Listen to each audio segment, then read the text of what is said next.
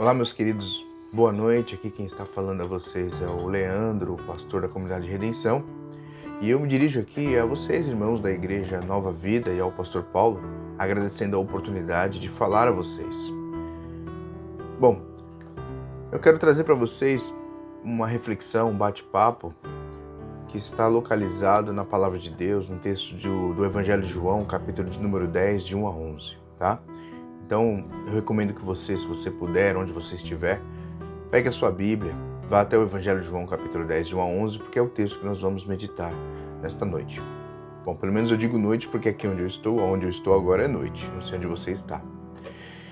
Antes da gente iniciar, vamos orar, vamos pedir que Deus nos dê direcionamento, que Deus nos dê revelação da palavra, para que ela possa cair no nosso coração, para que ela possa de fato fazer sentido à nossa alma, ao nosso espírito, tá bom?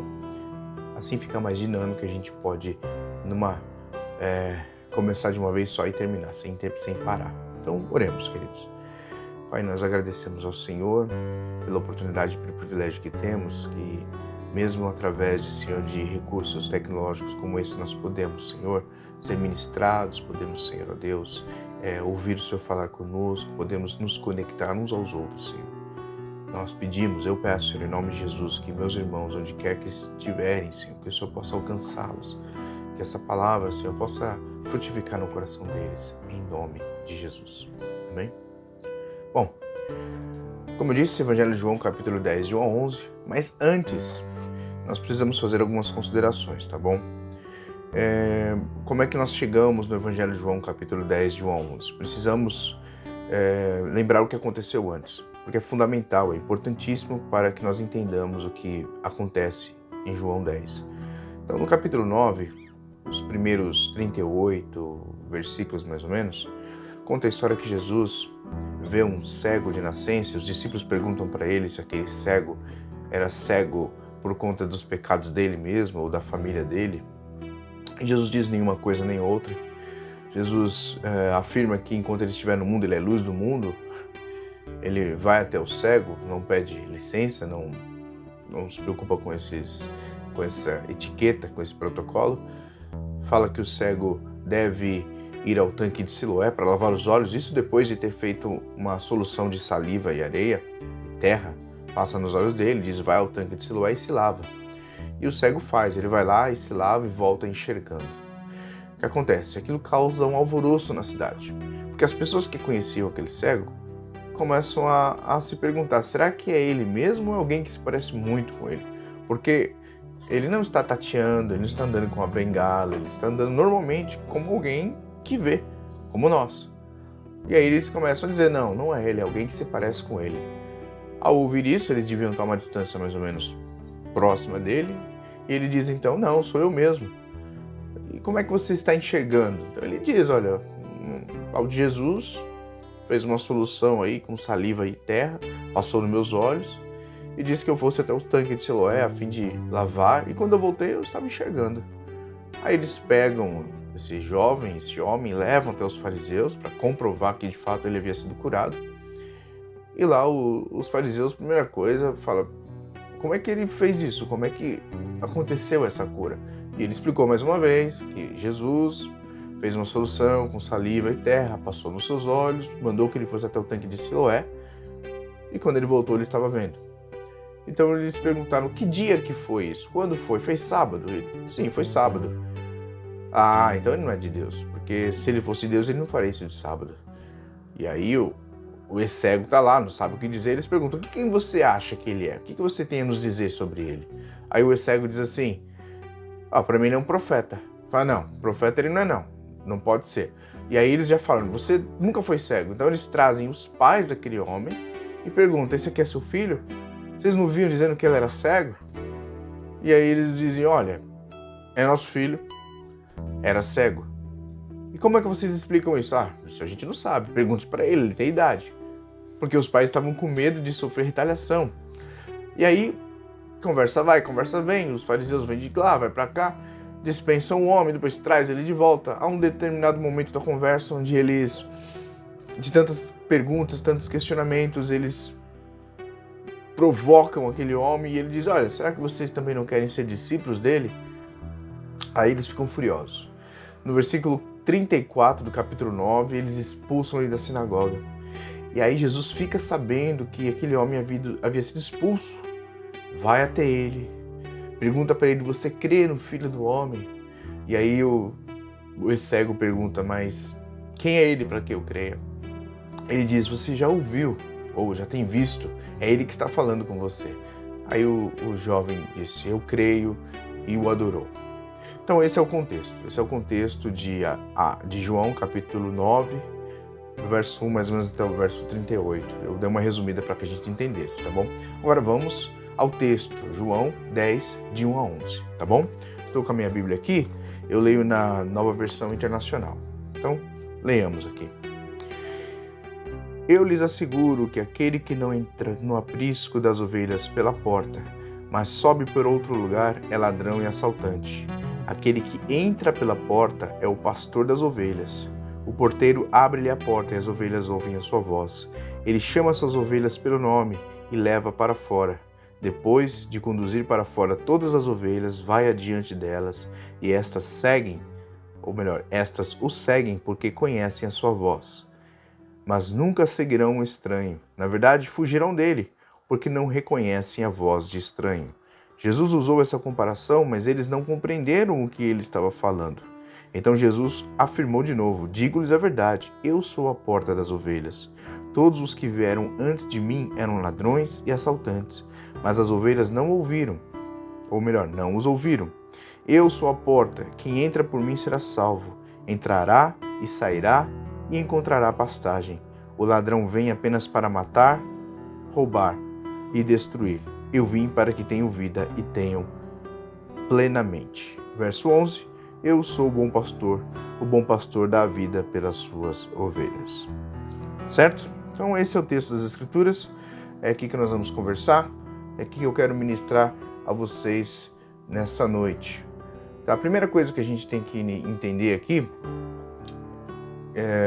eu já falei, João 10, João 11 é reflexo, é consequência do que aconteceu no capítulo 9. É importante que você entenda isso. Aconteceu aquilo no capítulo 9, aquele homem foi curado, ele foi levado às autoridades, inquiriram-no, perguntaram-lhe e ele respondeu aquilo que ele sabia, ficaram furiosos com a resposta dele, principalmente quando ele pergunta se eles não querem também seguir ao Jesus. Então eles expulsam. Quando eles expulsam, Jesus ouve isso, pega aquele jovem, conversa com ele. Esse é o pano de fundo. Aí Jesus começa então a dizer essas palavras que nós lemos agora em João 10. Então, primeira coisa, o contexto é João 9. Segunda coisa que você tem que saber é que João 10, de 1 a 11, é uma parábola. Tá? Jesus está contando uma parábola. Parábolas eram histórias que Jesus contava a fim de ensinar as pessoas que ouviam, aos seus ouvintes, verdades sobre o reino. Verdades, por exemplo, sobre o filho pródigo, quando ele fala sobre o filho que deixa o seu pai, que pega a sua herança e depois volta, e do filho que ficou, e enfim, diversas outras parábolas que tem nas Escrituras. Terceira coisa que você tem que saber sobre João 10, João 11, é que por mais que a gente tente de vez em quando fazer isso, nós temos esse hábito às vezes de fazer adaptações, ou melhor, fazer aplicações ao texto que nós lemos.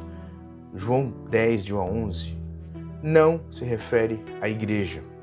João 10, de 1 a 11, não se refere à igreja, tá? O texto que nós lemos aqui não está falando de igreja. Quando ele fala o pastor ou o bom pastor, ele não está falando, por exemplo, do ministro da sua igreja, o ministro da minha igreja, o ministro eclesiológico que foi ordenado, que foi para um seminário e que foi consagrado para o ministério. Ele está falando de um pastor de ovelhas, pastoreava animais. As ovelhas também não são as ovelhas da igreja, não são gente, não é povo, é ovelha, é animal. O aprisco não é igreja. Então esses elementos, que nós vamos falar sobre eles daqui a pouquinho, eles não são a tentativa de Jesus desenhar para nós o formato que nós temos hoje de igreja. Então, tire isso da sua mente. Então, quando você lê isso, não pensa, ele está falando da igreja. Não está. Ele está falando realmente de um pastor e de suas ovelhas. Tá bom. Olha só, tendo dito essas coisas para vocês, precisamos entender que Jesus está ensinando uma lição. Ele está explicando aquela parábola. E ele usa algo muito comum àquelas pessoas. A atividade pastoral, cuidar de ovelhas, era algo que os judeus estavam muito acostumados.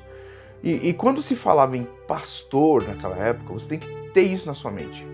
Que ela poderia significar, essa palavra pastor, ela tinha dois significados.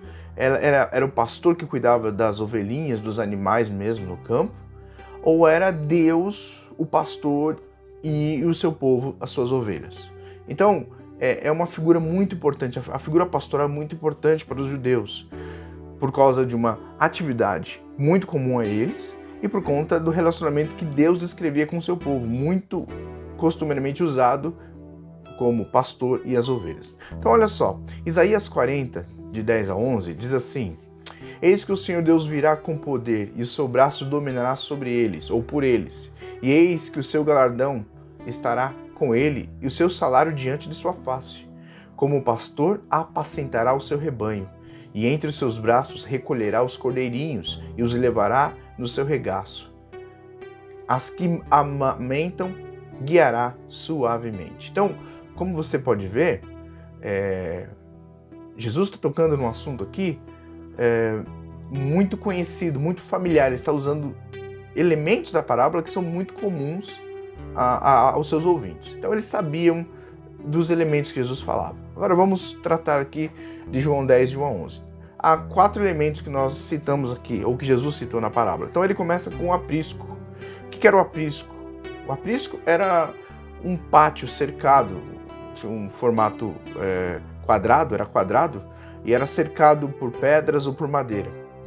O objetivo era proteger as ovelhas para que lobos não viessem e pegassem as ovelhas e matassem as ovelhas, tá? O segundo elemento é o porteiro. O porteiro não é o pastor. O porteiro era a pessoa que ficava na entrada do aprisco, tinha uma porta, e ele autorizava que somente as pessoas que tivessem permissão entrassem. Então, qual que era o contexto aqui? Você imaginar, era assim, o pastor saía com as suas ovelhinhas, com os seus cordeirinhos, seja lá o que for, e ele levava as ovelhinhas para comer. E as ovelhinhas são bichos que comem com muita fome, comem o tempo todo, e por isso que os pastores tinham essa profissão nômade, que eles tinham que se deslocar de um lugar para o outro por conta das ovelhinhas que estavam sempre comendo. E as ovelhinhas comiam um bicho que come muito. Comia a folhinha, comia a grama, comia a raiz, até que não sobrasse nada, até que precisasse ser replantado tudo de novo. Então o pastor tinha que mudar para outra região. Muitas vezes ele tinha que deixar as ovelhas num determinado lugar, ou para passar a noite, ou para esperar até que uma condição climática se mudasse, ou coisa do tipo. Então havia esses apriscos que vários pastores com várias ovelhas utilizavam. Lembrando que cada pastor não costumava ter muitas ovelhas. Então o pastor levava suas ovelhas, passava pelo porteiro, o porteiro conhecia o pastor entrava, deixava suas ovelhinhas ali e saía. Depois o pastor chegava, passava pelo porteiro, o porteiro olhava para o pastor e dizia: eu conheço você, você pode entrar, você é o dono daquelas ovelhas. E outros pastores com outras ovelhas entravam ali. Era comum, como eu disse, outros pastores levarem outras ovelhas para lá, mas as ovelhas, elas conheciam a voz do seu pastor. Isso é interessante dizer, porque Jesus diz isso: eu sou bom pastor, as ovelhas conhecem a minha voz. Isso é muito, muito enriquecedor. Isso é muito enriquecedor porque quando outro pastor chegava na porta do aprisco e chamava suas ovelhas, aquelas que não eram do seu rebanho não saíam, apenas as que eram do seu rebanho. Uma outra coisa interessante sobre o pastor é que o pastor, que é o próximo elemento da parábola, ele era o dono responsável pelas ovelhas, tá? Ele era o dono responsável pelas ovelhas. Ele não estava cuidando da ovelha de alguém. As ovelhas pertenciam a ele. Ele tinha autoridade para entrar e chamar as ovelhas, tá? Uma coisa interessante é o seguinte, é que a ovelha, geralmente, quando ela perdia o seu pastor, quando o pastor morria, dificilmente aquela ovelha poderia ser vendida para outro pastor, porque ela jamais obedeceria a outro pastor. Então, provavelmente, ela seria vendida como animal para corte mesmo, para alimento, porque ela se acostumava com aquele pastor. Por isso que era comum haver um pastor mais velho e um pastor bem mais jovem, para que aquele pastor bem mais jovem fossem também se acostumando com as ovelhas, e as ovelhas se acostumando com ele. Assim, se o pastor mais velho morresse, o pastor mais novo daria continuidade e poderia introduzir um novo pastor mais novo para fazer a mesma coisa. E o ciclo era mais ou menos assim. Então o pastor, ele era o dono das ovelhas. Esse é o terceiro elemento da parábola. E o quarto elemento, que eram as ovelhas. Mais uma vez, não estamos falando de igreja, estamos falando de animaizinhos. E as ovelhas, queridos, elas ficavam no aprisco. Elas ficavam guardadas, protegidas no aprisco. Enquanto elas estivessem no aprisco, elas estariam protegidas. Aí o pastor chegava, do lado de fora, ele chamava as ovelhas pelo nome, chamava as ovelhas, porque eles podiam, a partir das características físicas das ovelhas, sim, dar nome às ovelhas. Interessante mencionar que certo comentarista bíblico cita em um dos seus livros que, quando era criança na Escócia, ele lembrava que os pastores da sua época costumavam também dar nomes às suas ovelhas a partir de características físicas. Então, eu vou pegar aqui um exemplo. Vamos pensar que determinada ovelha era um pouco mais malhada do que as outras, tinha algumas marcas ou sinais no corpo. Então o pastor, ele poderia chegar na porta do aprisco e chamar: malhada, saia para fora, vem malhada. O incrível aqui é que a ovelha não só conhecia a voz do pastor, mas ela reconhecia que era ela que estava sendo chamada por ele. Por isso que essa parábola que Jesus está contando, queridos, ela faz muito sentido. Primeiro, porque ela usa elementos muito comuns daqueles irmãos daquela época. Segundo, é porque Jesus, ele está desenhando aqui pra gente, ele está montando aqui um cenário. Imagina aqui uma grande apresentação que vai ser feita em um determinado lugar, e você começa então com a cortina, o palco, e você começa a arrumar então o cenário, porque haverá uma grande apresentação. Jesus está fazendo isso, está preparando aqueles ouvintes para uma grande apresentação. Então todos esses elementos não foram aleatoriamente, foram propositalmente colocados na parábola, a fim de que o ensinamento que ele fosse passar fizesse sentido. Então vamos lá.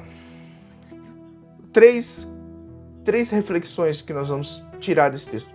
Há espaço para muita coisa aqui, mas nós vamos ficar só com 3. Então, primeiro, se você tem o hábito de anotar, primeiro e óbvio, é que Jesus é o nosso bom pastor. Jesus é o nosso bom pastor. Note, mantenha a sua Bíblia aberta o tempo todo em João 10, de 1 a 11, que ele diz lá, no verso 1 e 2 do capítulo 10, ele diz assim: eu lhes asseguro que aquele que não entra no aprisco das ovelhas pela porta, mas sobe por outro lugar, é o ladrão e assaltante. É ladrão e assaltante. Aquele que entra pela porta é o pastor das ovelhas. Então ele já começa a identificar. Eis um bom sinal para você saber, para você olhar para um aprisco e saber se quem está lá é o pastor ou é um ladrão ou assaltante. Você pergunta, por onde ele entrou? Se ele entrou pela porta das ovelhas, é o pastor. Caso alguém que estivesse lá e tivesse passado por outro lugar que não fosse a porta das ovelhas, é ladrão e assaltante. Ladrão e assaltante. Depois, note que no verso de número 11, ele diz assim, eu sou o bom pastor e o pastor dá a vida pelas suas ovelhas. Ele se identifica como sendo o pastor. Ele diz, o pastor passa pela porta. Eu sou o bom pastor. As ovelhas pertencem ao bom pastor. As ovelhas sabem da autoridade do bom pastor. E as ovelhas reconhecem a voz do seu bom pastor. E por que as ovelhas obedecem? Por que as ovelhas reconhecem? Porque elas sabem que Jesus, aquele Jesus que está à porta, é o seu bom pastor. Este assunto, ele é deveras incômodo aos seus ouvintes, principalmente às autoridades da época. Muito incômodo. Por quê? Como eu comecei dizendo a vocês, a atividade pastoral, falar em pastoreio na época, você tinha duas referências muito fortes. Uma era a atividade pastoral mesmo, de cuidar de ovelhas. E a outra era a figura de Deus sendo o grande pastor e Israel o seu rebanho, tá? Então, Jesus ele está falando ele está contando uma história onde existem elementos como, por exemplo, ladrão e assaltante. E no finalzinho, né, lá no versículo 11 mais ou menos, ele diz: eu sou o bom pastor. E aí você tem as autoridades da época que estão ouvindo aquilo. O que ele está querendo dizer com isso? Só para você ter uma ideia, o que eles tinham na mente, lá em Ezequiel 34, de 1 a 4, isso é algo muito claro para eles. Aquelas autoridades, eles eram os pastores da comunidade judaica. Eles eram os pastores daqueles a quem Deus os havia confiado para cuidar. Jesus menciona uma parábola onde existem o assaltante, o ladrão. Ele aponta para si mesmo dizendo: eu sou o bom pastor. Olha só o que eles tinham na mente dele. Ezequiel capítulo 34, de 1 a 4, diz assim: veio a mim a palavra do Senhor. Esse é o verso 1 de Ezequiel 34. Filho do homem, profetize contra os pastores de Israel. Profetize e diga-lhes: assim diz o soberano Senhor, ai dos pastores de Israel que só cuidam de si mesmos. Olha só, queridos. Acaso os pastores não deveriam cuidar do rebanho? Vocês comem a coalhada, vestem-se da lã e abatem os melhores animais, mas não tomam conta do rebanho. Vocês não fortaleceram a fraca, nem curaram a doente, nem enfaixaram a ferida. Vocês não trouxeram de volta as desviadas, nem procuraram as perdidas. Vocês têm dominado sobre elas com dureza e brutalidade. É por isso que quando Jesus declara: eu sou o bom pastor, e o bom pastor dá a sua vida pelas ovelhas, é impossível que eles não tenham feito referência ao que está escrito no livro do profeta Ezequiel. Note que eles já estavam começando a perceber que o que Jesus estava fazendo era alfinetando eles a partir de uma figura que era muito comum a eles. De certa forma, eles já estavam começando até a se sentir acusados pelo que Jesus estava falando. Ezequiel também diz outra coisa, diz assim, capítulo 34, 15 e 16, eu mesmo apacentarei as minhas ovelhas, eu as farei repousar, diz o Senhor. A perdida buscarei, e a desgarrada tornarei a trazer, e a quebrada ligarei, e a enferma fortalecerei. Olha só que interessante.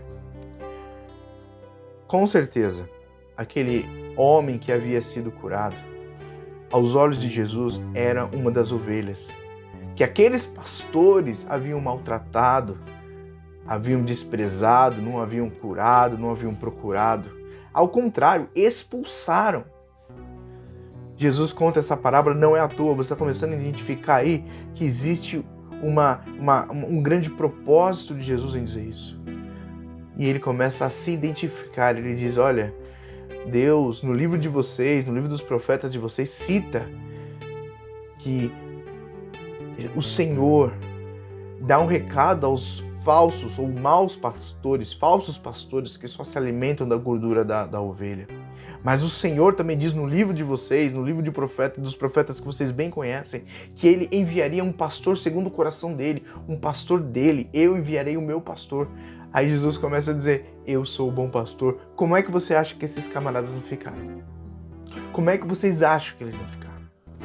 Agora vamos trazer para nós aqui. Estou falando bastante daquelas autoridades, vamos trazer para nós aqui. Nos dias de hoje, tá? Você ouviu aí, Jesus é o bom pastor. Tenho certeza que você já leu isso, já ouviu isso muitas vezes. Por que eu acho isso tão relevante para nós? Eu vou dizer para você. Olha só, em Apocalipse capítulo 5, versos 4 e 5, é um texto onde João, ele fica sabendo que existe um livro e o livro tem selos, mas ninguém consegue abrir, ninguém pode abrir os selos, ou melhor, ninguém é digno de abrir os selos daquele livro. E ele começa a chorar, então os anciãos se aproximam dele e falam, não chore. Então na boca daqueles anciãos, quem é Jesus? Eles chamam Jesus de o leão da tribo de Judá. Está lá em Apocalipse 5, de 4 a 5. Olha só o que diz. Eu chorava muito porque não se encontrava ninguém que fosse digno de abrir o livro e olhar para ele. Então um dos anciãos me disse, não chore, eis que o leão da tribo de Judá, a raiz de Davi, venceu para abrir o livro e os seus 7 selos. Na boca dos anciãos, Jesus é o leão da tribo de Judá. Guarda bem isso daí.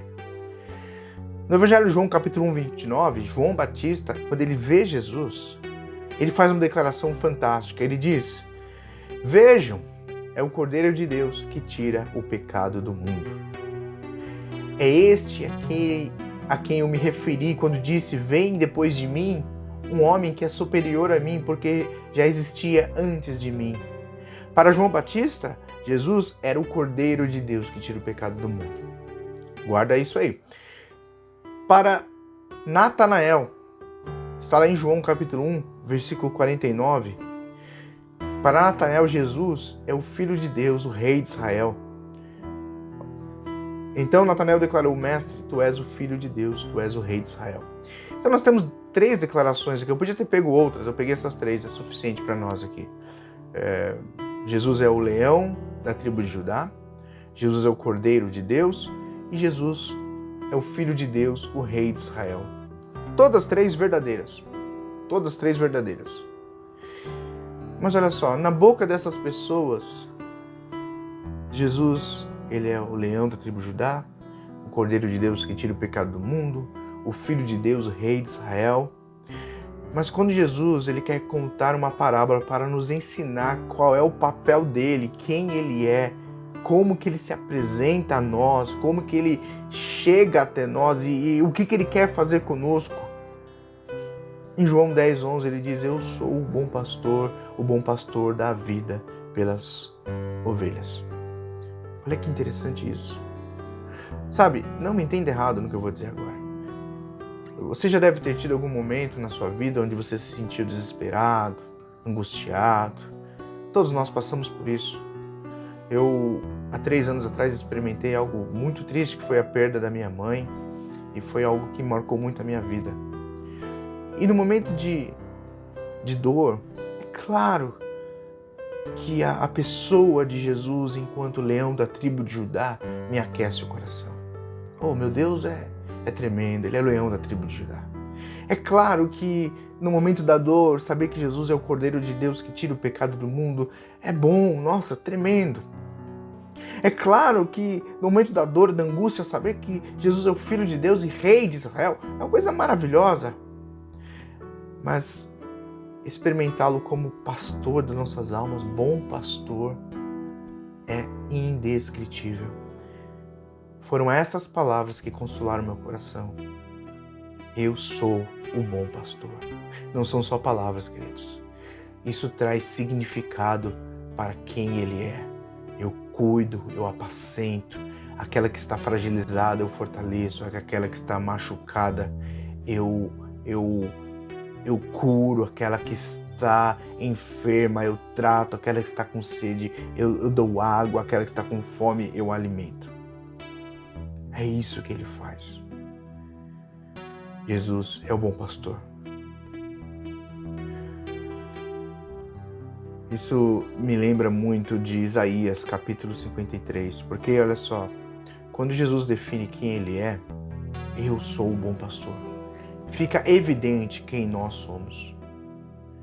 Está lá em Isaías 53, verso 6, que diz assim a nós: todos nós, tal qual ovelhas, nos desviamos, cada um de nós se voltou para o seu próprio caminho, e o Senhor fez cair sobre ele a iniquidade de todos nós. Queridos, Jesus é o bom pastor. Jesus é o seu pastor. Jesus é o bom pastor.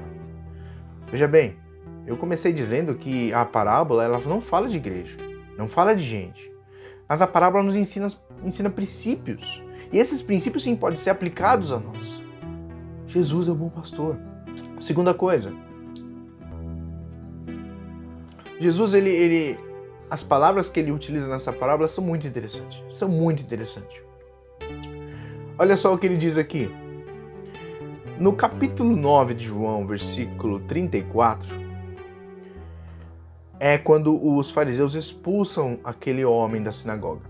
Diz assim, ó, diante disso, João 9, 34. Diante disso, eles responderam: você nasceu cheio de pecado. Como tem ousadia de nos ensinar? E o expulsaram.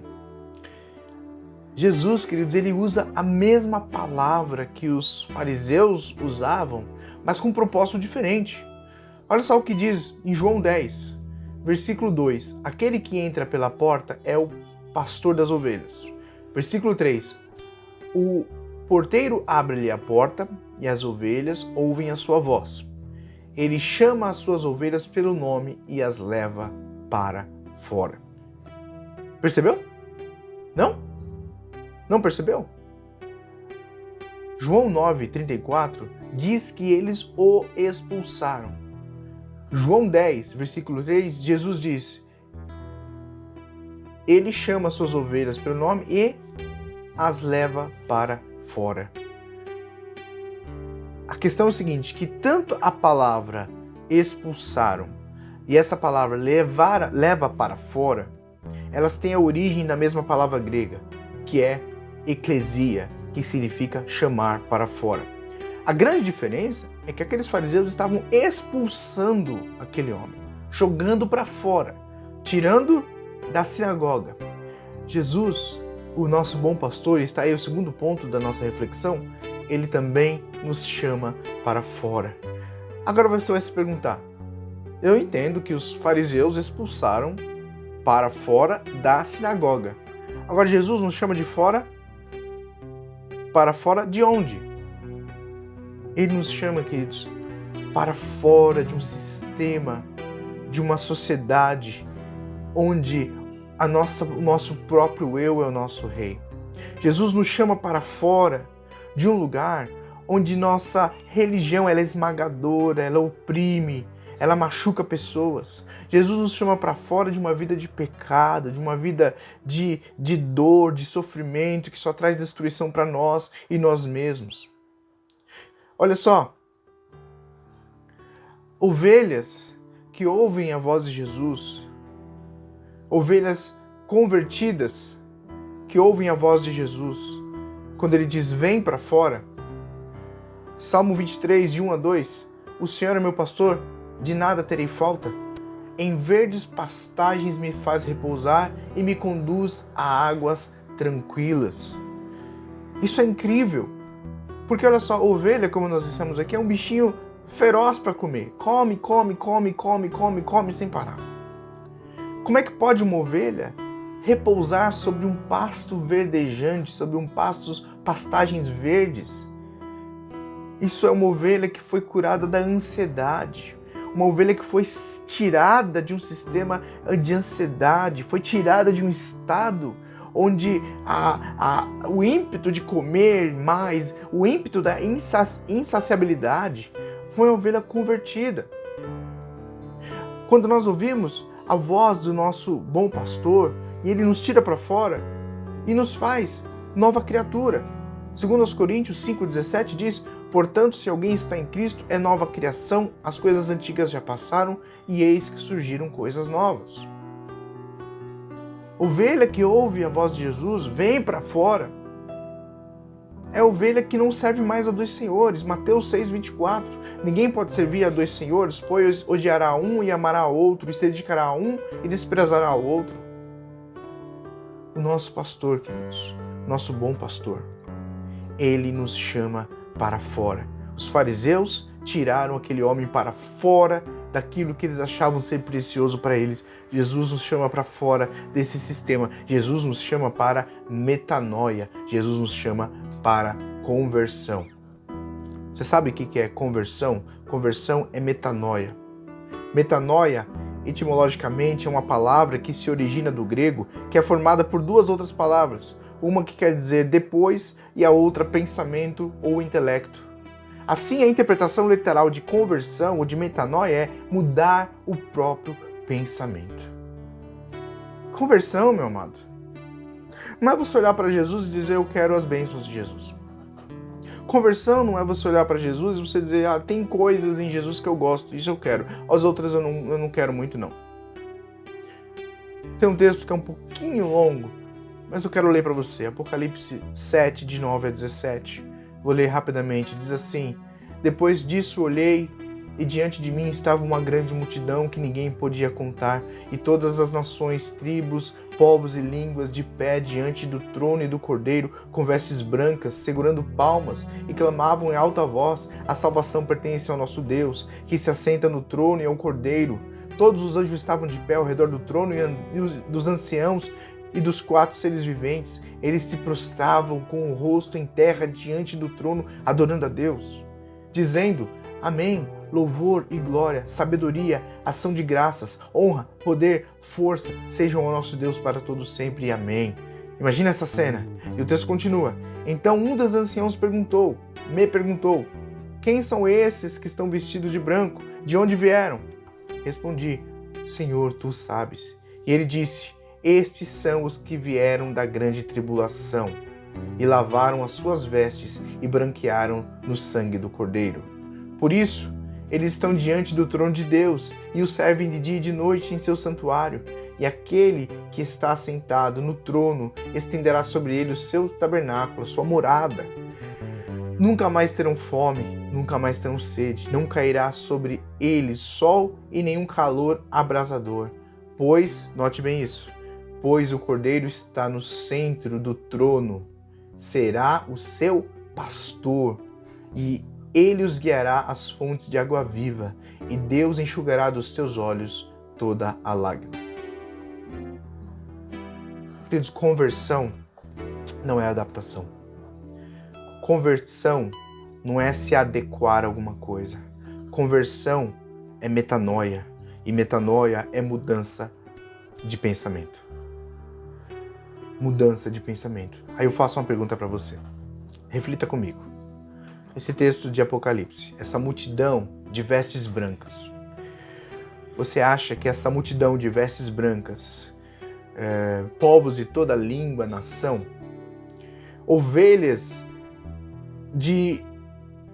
eram ovelhas que haviam ouvido a voz de Jesus e lá de dentro ficaram pensando coisas específicas, assim, isso eu quero, isso eu não quero, isso eu aceito, isso eu não aceito, isso eu acho legal, isso eu não acho legal. Esta multidão era a multidão de ovelhas que saíram de dentro do aprisco, que ouviram as palavras do bom pastor dizendo, saiam para fora, e foram guiadas por ele até a fonte de muitas águas, águas vivas. Jesus diz, eu sou o bom pastor, conheço as minhas ovelhas e elas me conhecem. Está lá em João 10, 14 e 15. Assim como o Pai me conhece e eu conheço o Pai, eu dou a vida pelas minhas ovelhas. Você sabe o que é impressionante acerca disso? Eu vejo as pessoas esperarem tão pouco de Jesus. Você sabe o que as pessoas esperam de Jesus é que Jesus mude a vida delas. E o que é isso? Eu quero que a partir de hoje eu seja promovido na empresa que eu trabalho. Isso é tão pouco. Chega a ser absurdamente ridículo. O que você espera de Jesus? Eu espero que agora que eu tenho Jesus, ninguém na minha casa mais fique doente. É isso que as pessoas esperam de Jesus. Mas o que elas não entendem é que a proposta do pastor é muito mais poderosa, muito mais profunda do que essa. Esse texto que nós lemos aqui agora, João 10, 14 e 15, olha só o que ele diz. Eu sou o bom pastor, conheço as minhas ovelhas e elas me conhecem. Assim como o Pai me conhece e eu conheço o Pai. O que você pensa que Jesus quer dizer quando ele usa a palavra conhecer? Eu conheço as minhas ovelhas e elas me conhecem. Você acha que ele está falando assim, eu sei quem elas são e elas sabem quem eu sou? Você acha que ele está dizendo que eu já ouvi falar sobre elas e elas já ouviram alguma coisa sobre mim? Claro que não. Jesus usa a mesma palavra, mas que traz um significado muito mais profundo para nós, muito mais claro. Está lá também no Evangelho de João, capítulo 17, verso 2 e 3. Essa aqui é a oração sacerdotal, a oração de Jesus que ele faz. Uma das últimas orações que Jesus vai fazer, a belíssima oração de Jesus quando ele está próximo da cruz e ele vai orar pelos seus discípulos. E olha só o que ele diz, João 17, 2 e 3. Pois lhe deste autoridade sobre toda a humanidade, para que conceda a vida eterna a todos que lhe deste. Esta é a vida eterna, que te conheçam, o único Deus verdadeiro, e a Jesus Cristo, a quem enviaste. Quando Jesus diz, eu conheço as minhas ovelhas e elas me conhecem, esta palavra não tem nada a ver com ouvir falar, tem uma ideia de quem é. Quando ele fala, eu conheço as minhas ovelhas e elas me conhecem, Jesus está falando de um nível de relacionamento onde um está no outro e outro está no um. É por isso que ele diz, assim como elas me conhecem, assim como eu conheço o Pai me conhece, porque Jesus está no Pai e o Pai está em Jesus. E a partir do momento que a ovelha que estava no aprisco ouve Jesus dizer, vai para fora, ou melhor, vem para fora, ele sai do estado de trevas e entra para a maravilhosa luz, entra para a comunhão do Pai e do Filho e entra para a salvação eterna. Por isso que quando Jesus diz, sai para fora, ele está chamando para uma nova sociedade, para uma nova vida, para a salvação. Terceiro e último. A ovelha encontra em seu pastor tudo o que ela precisa. Aqui é interessante, vamos ler mais 2 textos aqui de João. João 10:2 diz assim, aquele que entra pela porta é o pastor das ovelhas. Aquele que entra pela porta. Existe uma porta e existe o pastor. O pastor passa pela porta. Tranquilo? Capítulo 10, versículo 7. Então Jesus afirmou de novo, digo-lhes a verdade, eu sou a porta das ovelhas. Espera aí. Versículo 2, existe uma porta, existe um pastor que passa pela porta. Versículo 7, eu sou a porta. Reflita comigo. Jesus, ele passa pela porta ou ele é a porta? Ele passa pela porta ou ele é a porta? Pensa comigo um pouquinho. A revelação, quando Jesus está contando a parábola no capítulo 10, ele está, como eu disse para vocês, ele está produzindo, ele está desenvolvendo todo o cenário, todo o background, todos os detalhes para um grande espetáculo que é a sua mensagem que vai ser apresentada ali. A revelação, assim como a maturidade, ela é progressiva. A revelação é progressiva, a maturidade também é progressiva. Quando ele começa a sua parábola, ele começa dizendo que existe uma porta e que ele tem autoridade de passar por essa porta. Mais tarde, no verso 7, ele diz, eu sou a porta. E no verso 9, ele diz algo ainda mais excelente, eu sou a porta, quem entra por mim será salvo. Entrará e sairá e encontrará pastagem. Queridos, a maturidade também é um processo. Olha, quando a gente ouve, mas vamos imaginar que nós somos essas ovelhinhas aqui, estamos dentro de um aprisco, tá? E quando a gente ouve lá de fora, a voz do nosso pastor, lá de dentro do aprisco, e a gente fica pensando assim, olha, tá aí, eu tô ouvindo a voz do pastor, tá aí alguém que pode me guiar por um caminho seguro. A gente tá salvo aqui. Se a gente sair daqui, a gente tem que ir pro caminho seguro. Então tá aí alguém que sabe qual é o caminho que a gente tem que trilhar. Então eu acho que trilhar. Tá aí alguém que a gente deve seguir. Ou então a gente tá dentro do aprisco e ouve a voz do nosso pastor e a gente fala, olha, tá aí alguém que é capaz de nos mostrar onde tem pastos verdejantes, onde dá uma grama fresquinha pra gente comer. Então tá aí alguém que conhece isso aí também. Ou então a gente pode dizer que quando tá dentro do aprisco, a gente ouve a voz dele e fala, bom, tem alguém aí que pode nos levar a águas frescas, águas correntes. Em outras palavras, a gente pode ficar dentro do aprisco, ouvindo a voz do nosso mestre e ficar pensando assim, não, esse aí, ele sabe qual é o caminho, ele vai nos mostrar o caminho, ele sabe onde tem segurança, né? Então ele sabe onde tem alimento e sabe onde tem água. Então esse Jesus, ele é capaz de nos levar a experimentar todas essas coisas. Queridos, no início da nossa caminhada cristã, é muito comum que a gente pense isso. Eu encontrei Jesus, agora com Jesus eu vou conseguir mudar a minha vida. Jesus vai me levar por um caminho, Jesus vai me mostrar um caminho de segurança, Jesus vai me mostrar qual é a verdade, Jesus vai me mostrar qual que é a direção, e a gente fica assim, pensando. Mas a revelação e a maturidade são progressivas, e quando nós crescemos, nós amadurecemos. Espera-se que amadurecemos. É inaceitável que cristãos que têm 10, 20 anos de caminhada continuem pensando como meninos. Apóstolo Paulo, 1 aos Coríntios, capítulo 13, verso 11, ele diz, quando eu era menino, falava como menino, pensava como menino e raciocinava como menino. Quando me tornei homem, deixei para trás as coisas de menino. A maturidade, ela tem que ser progressivamente, tem que crescer progressivamente. Assim como a maturidade, a revelação é progressiva. Jesus começa dizendo para nós que há uma porta. Mas ele conclui essa revelação dizendo: eu sou a porta, e quem entrar por mim será salvo. Entrará e sairá, e encontrará pastagem. E olha só, como pode... Imagina, você tem um aprisco, você tem uma porta e você tem pastagem. São 3 elementos. Então você tem um aprisco, onde as ovelhas ficam fechadas. Tem a porta, que é o caminho pelo qual as ovelhas têm que passar. E quando elas passam pela porta, elas vão até a pastagem. Jesus está dizendo: eu sou a porta. Você passa por mim. E dentro de mim você vai encontrar pastagem. Queridos, esse é o terceiro ponto da reflexão. A ovelha, ela encontra em Jesus, no seu pastor, tudo o que ela precisa. Tudo o que ela precisa.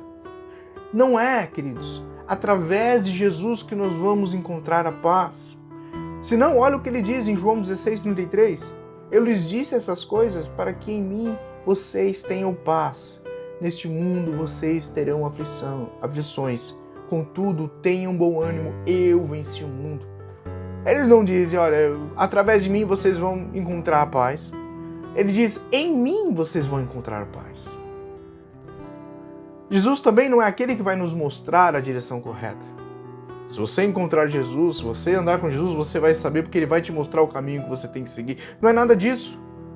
Em João 14:6 ele diz: eu sou o caminho, eu sou a verdade, eu sou a vida. Eu sou o caminho, a verdade e a vida. 3 coisas. Ele não diz: eu conheço o caminho. Ele não diz: eu conheço a vida. Ele não diz: eu conheço a verdade. Ele diz: eu sou o caminho, a verdade e a vida. E mais, ele diz: ninguém vem ao Pai senão por mim. Ele não disse: ninguém vai ao Pai. Ninguém vem ao Pai senão por mim. O apóstolo Pedro entendeu isso muito bem quando Jesus, no capítulo 6 de João, quando Jesus é seguido pela multidão, Jesus faz um discurso: quem não comer a minha carne, quem não beber do meu sangue e tal, e aquilo faz com que aqueles homens fiquem assustados e tal. E eles abandonam Jesus. O texto diz que os seus discípulos, não os 12, os seus discípulos, aquela multidão de discípulos abandonaram Jesus. Jesus olha para os 12, olha para Pedro e fala: e vocês? Também não vão me abandonar? Não vão embora? João 6, 68, 68, Pedro diz: Senhor, para onde iremos? Tu tens palavras de vida eterna. Davi, no Salmo 23, ele também entendeu, queridos. Olha só o que ele escreve no Salmo 23, verso 1. Na versão da tradução internacional, ele diz: o Senhor é meu pastor, de nada terei falta. Ele não está dizendo nada me faltará. Essa é uma tradução comum a João Ferreira de Almeida, nada me faltará. Qual é o problema da tradução? É que faz você pensar o seguinte, que se eu quero um carro, não vai me faltar o carro. Se eu quero viajar pela Europa, não vai me faltar viagem pela Europa. Não, não é isso que ele está dizendo. Ele está dizendo: o Senhor é meu pastor e nada me faltará. Porque eu vou ter tudo o que eu quero? Não. É como quem diz: eu não tenho tudo o que eu quero, mas eu tenho tudo o que eu preciso. Aí ele continua: em verdes pastagens me faz repousar e me conduz a águas tranquilas.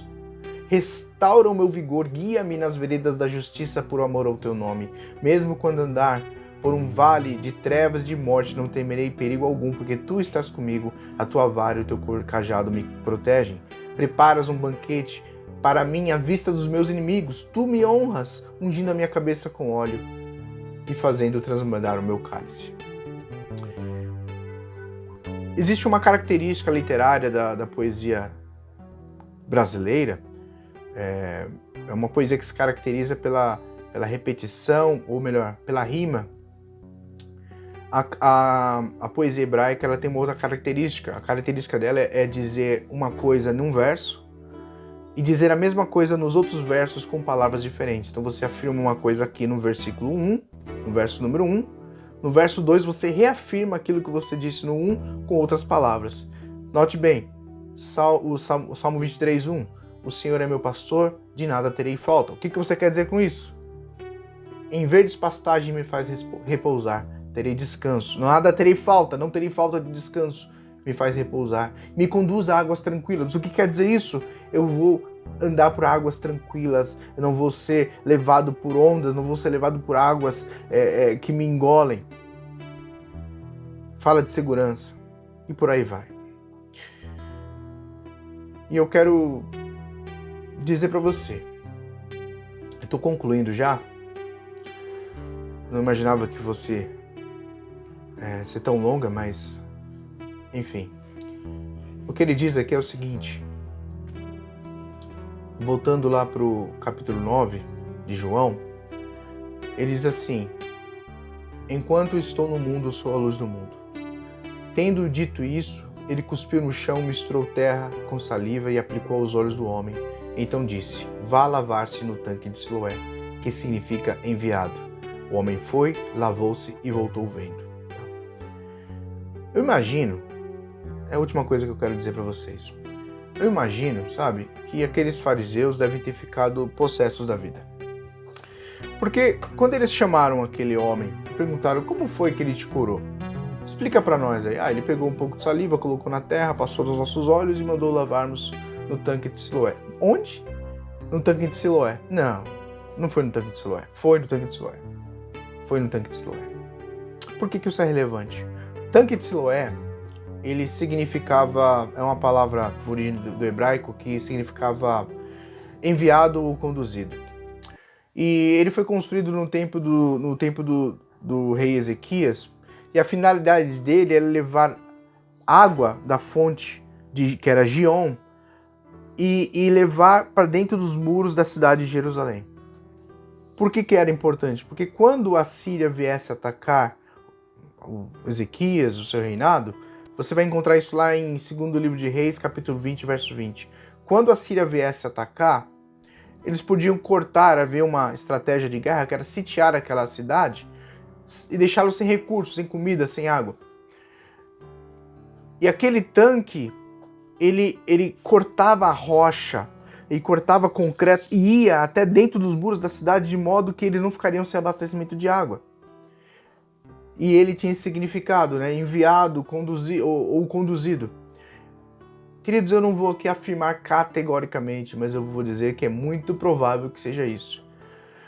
Que Jesus, quando manda o cego se lavar no tanque que se chamava Siloé, que significava enviado, Jesus estava dando uma carteirada, estava se identificando, dizendo: eu sou o enviado. Eu sou o enviado. Olha que fantástico isso. Agora, o mais interessante é que aquelas águas, elas tinham uma finalidade muito importante, que era abastecer. E Jesus poderia muito bem ter falado: olha, vá lá e lava o seu rosto, lava os seus olhos naquele tanque. Porque, obviamente, a poeira da cidade, o rosto dele devia estar sujo. Mas Jesus primeiro passou um pouco de saliva nos olhos dele. Sabe o que mais uma vez, eu não vou dizer que é isso que Jesus quis dizer, mas cai no meu coração? É Jesus dizendo o seguinte: olha, esse tanque é importante para vocês, ele abastece a cidade de vocês, as águas geram vida para a cidade de vocês, para a plantação de vocês. Mas eu quero que vocês saibam o seguinte, que em apenas um pouquinho de saliva da minha boca, há muito mais poder que em qualquer tanque que vocês possam construir. João 7,38.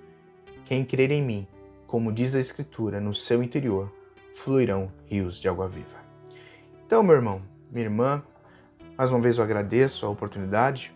Me perdoe pela mensagem longa, mas é algo que estava no meu coração. Lembre-se disso. Jesus é o nosso bom pastor. Ele é o bom pastor. Quando você estiver angustiado, confia nele, se aproxima dele. Ele é o bom pastor. Ele chama a você e chama a mim para fora de um sistema perverso e nos introduz numa sociedade de justiça, sociedade do reino. E terceiro, nós encontramos em Jesus tudo o que nós precisamos. Ele não é o caminho, através dele nós vamos chegar em algum lugar. Ele é a vida, ele é a verdade. Que Deus abençoe você, em nome de Jesus.